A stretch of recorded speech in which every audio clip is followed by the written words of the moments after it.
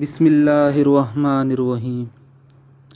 ایک چھوٹا لڑکا بھاگتا ہوا قبل از اسلام کے ایران کے ایک بڑے مفکر شیونا کے پاس آیا اور کہنے لگا، میری ماں نے فیصلہ کیا ہے کہ موبد کے کاہن کے کہنے پر عظیم بت کے قدموں پر میری چھوٹی معصوم سی بہن کو قربان کر دے۔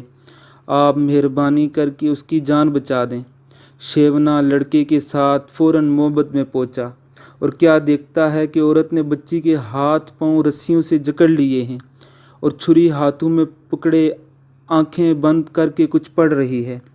بہت سے لوگ اس عورت کے گرد جمع تھے اور بت خانے کا کاہن بڑے فخر سے بت کے قریب ایک بڑے پتھر پر بیٹھا یہ سب دیکھ رہا تھا۔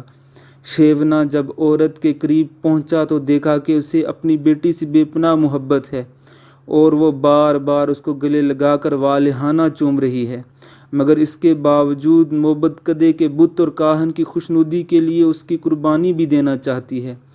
شیونا نے اس عورت سے پوچھا کہ وہ کیوں اپنی بیٹی کو قربان کرنا چاہ رہی ہے۔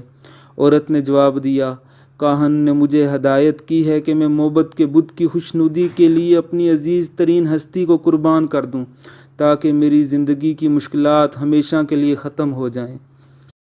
شیونا نے مسکرا کر کہا، مگر یہ بچی تمہاری عزیز ترین ہستی تھوڑی ہے، اسے تو تم نے ہلاک کرنے کا ارادہ کیا ہے۔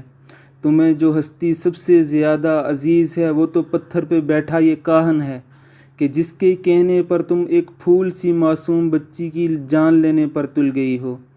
یہ بت احمق نہیں ہے، وہ تمہاری عزیز ترین ہستی کی قربانی چاہتا ہے۔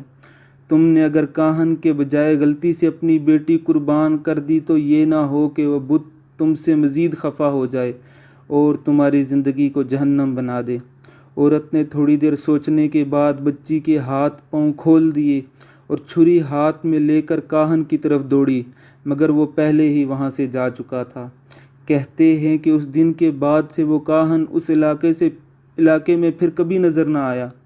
دنیا میں صرف آگاہی کو فضیلت حاصل ہے اور واحد گناہ جہالت ہے۔ مولانا جلال الدین رومی کی کتاب مثنوی المانوی سے ایک حکایت۔